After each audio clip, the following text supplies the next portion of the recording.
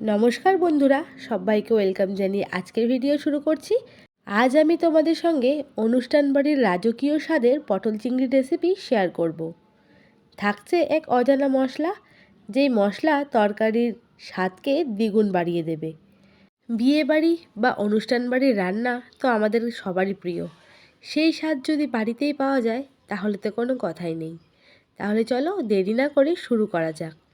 পটলগুলোকে অল্প অল্প খোসা রেখে ছাড়িয়ে নিয়েছি, আর আলুগুলোকে পুরোপুরি খোসা ছাড়িয়ে নিয়েছি। চিংড়ি মাছগুলো ধুয়ে নুন হলুদ মাখিয়ে রেখেছি, আর পেঁয়াজ আদা রসুন লঙ্কা টমেটো যা যা লাগবে সম্পূর্ণ কিছু কেটে গুছিয়ে রেখেছি। এরপরে রান্নার পালা। পটলগুলোকে লম্বা লম্বা করে ছাড়িয়েছি, মাঝখান থেকে টুকরো করে নেব। এর থেকে যদি একটু বড় সাইজের পটল হয় তাহলে 3 টুকরো করেও চলবে, তবে আমার যেই পটলগুলো সেগুলো আমি 2 টুকরো সাইজ করেই কেটে নিচ্ছি। আলুগুলোকেও একটু বড় বড় করেই রাখবো। বিয়েবাড়ি বা অনুষ্ঠান বাড়িতে কিন্তু একটু বড় বড় করেই কাটা হয়। আমিও কিন্তু ঠিক সেই রকমই আলুগুলোকে বড় বড় করেই কেটে নেব।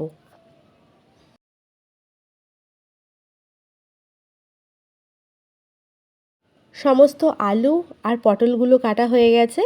এখানে কিন্তু আমি 500 গ্রাম মতন পটলের ব্যবহার করেছি। তোমরা নিজেদের প্রয়োজন মতন ব্যবহার করো। আজকের সম্পূর্ণ রান্নাটা আমি করছি সরষের তেলে। অনুষ্ঠান বাড়ির যে কোনো রান্নাই কিন্তু সরষের তেলেই করা হয়, কারণ সরষের তেলে রান্না করলে সেই রান্নার স্বাদ হয় কিন্তু দ্বিগুণ বেশি। তেলের মধ্যে পটলগুলো ভেজে নেব, তবে তেলের পরিমাণটা কিন্তু একটু বেশিই রাখতে হবে।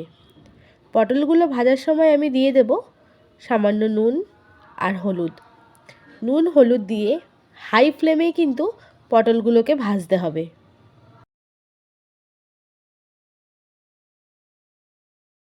পটলগুলো ভাজার সময় তবে কিন্তু ঢাকা দেওয়ার একদমই প্রয়োজন নেই।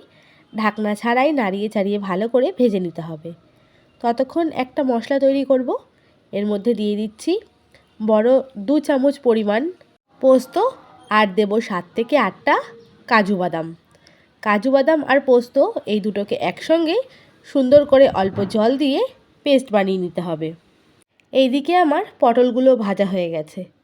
তো পটল কতটা পরিমাণ কড়া করে ভাজা হয়েছে আশা করি বন্ধুরা দেখে তোমরা বুঝতেই পারছো।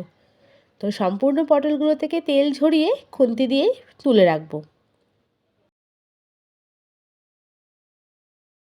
ওই তেলের মধ্যেই কিন্তু কেটে রাখা আলুগুলো ভেজে নেব।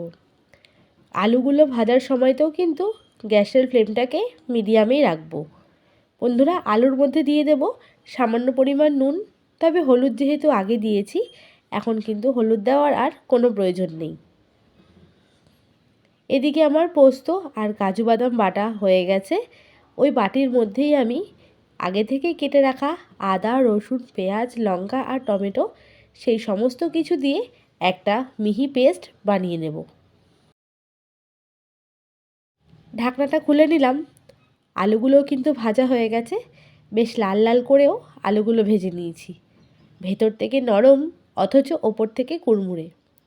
এর মধ্যেই আমি চিংড়ি মাছগুলোকেও ভেজে নেব। বন্ধুরা, চিংড়ি মাছগুলো যেহেতু একটু সাইজে বড় ছিল তার জন্য মাথাগুলোও কিন্তু আমি রেখে দিয়েছি। তোমরা চাইলে চিংড়ি মাছের মাথা ছাড়াও কিন্তু ব্যবহার করতেই পারো। তো চিংড়ি মাছগুলোকে কিন্তু বেশি ভাজার একদমই দরকার নেই।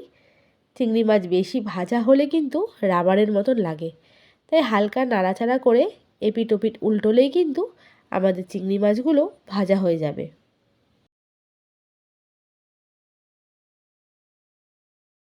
চিংড়ি মাছগুলো ভাজা হয়ে গেছে, তেল ঝরিয়ে তুলে রাখবো।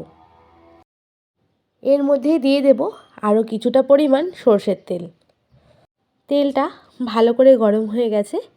এর মধ্যে ফোড়নে দিলাম তেজপাতা গোটা জিরে। বন্ধুরা, তোমরা চাইলে এর মধ্যে গোটা গরম মশলার ফোড়নও দিতে পারো। ফোড়ন থেকে খুব সুন্দর একটা গন্ধ বেরিয়ে আসলে দিয়ে দিলাম মিডিয়াম সাইজের একটা পেঁয়াজ কুচি করা। পেঁয়াজটা হালকা করে ভাজা হয়ে এসেছে। এরপরে এর মধ্যে আদা রসুন পেঁয়াজ টমেটো আর লঙ্কা দিয়ে যে পেস্টটা বানিয়ে রেখেছিলাম সেটা দিয়ে দেব। এবার মিডিয়াম ফ্লেমে তেল ছেড়ে আসা পর্যন্ত ভালো করে নাড়াচাড়া করে মশলাটাকে কষিয়ে নেব। যে কোনো রান্নার কিন্তু স্বাদ আসে মশলা কষানোতেই।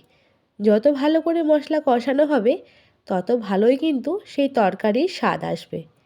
এরপর এর মধ্যে একে একে দিয়ে দেব গোটা ধনে জিরে গুঁড়ো, লঙ্কা গুঁড়ো, হলুদ গুঁড়ো আর পরিমাণ মতন নুন।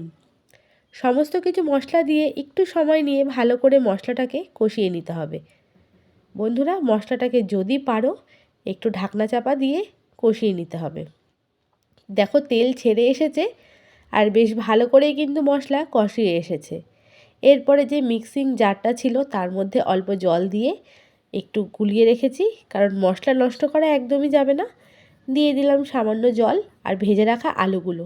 এরপর অল্প অল্প জল দিয়ে ঢাকনা চাপা দিয়ে ভালো করে মশলার সাথে আলুগুলোকেও কষিয়ে নেব। আলু কষানো হয়ে গেছে, এর মধ্যে থেকে তেলও কিন্তু ছেড়ে এসেছে। আবারও খানিকটা নাড়াচাড়া করে কিছুক্ষণ সময় নিয়ে কষিয়ে নেব। যতটা ভালো করে কিন্তু মশলাটা কষানো হবে তরকারির স্বাদ ততটাই ভালো হবে। এরপরে ভেজে রাখা পটলগুলো দিয়ে দিলাম। সম্পূর্ণ মশলার সাথে ভালো করে আলু আর পটলটাকে কষিয়ে নেব। এরপরে আগে থেকে পেস্ট করে রাখা কাজু বাদাম আর পোস্ত বাটা দিয়ে দেব। কাজু বাদাম আর পোস্ত বাটা যখন অ্যাড করবে অবশ্যই গ্যাসের ফ্লেমটাকে একদম লোতে রাখবে। বন্ধুরা, তোমরা কিন্তু এই সময় টক দইয়ের ব্যবহারও করতে পারো। বাটি ধুয়ে জলটাও দিয়ে দিলাম। ভালো করে এবার একদম লো ফ্লেমে ঢাকনা চাপা দিয়ে মশলার সাথে সমস্ত কিছু একসঙ্গে কষিয়ে নেব। দেখো সাইড থেকে কিন্তু তেল ছেড়ে এসেছে আর ভালো করে প্রায় কষানো হয়ে গেছে। পাশেই কিন্তু জল গরম করতে রেখেছি। তরকারিতে কিন্তু ঝোলের জন্য জল গরমটাই ব্যবহার করব। যে কোনো রান্নায় বা ঝোলে গরম জলের ব্যবহার কিন্তু তরকারির স্বাদ বাড়িয়ে দেয়। পরিমাণ মতন গরম জল দিয়ে দিলাম। খুন্তি দিয়ে ভালো করে চারিপাশের মশলাটা সুন্দর করে একসাথে মিশিয়ে নেব। এরপরে যে চিংড়ি মাছগুলো ভেজে রেখেছিলাম সেই চিংড়ি মাছগুলোও কিন্তু ওপর থেকে দিয়ে দেব। চিংড়ি মাছ ভাজার তেলেই সবসময় চেষ্টা করবে যে কোনো চিংড়ি মাছের তরকারি রান্না করার, তাহলে কিন্তু চিংড়ি মাছের তরকারিতে মাছের তেলটার জন্যই ফ্লেভারটা বেশি আসে। এরপরে আবারও কিছুক্ষণের জন্য ঢাকনা চাপা দিয়ে দেব।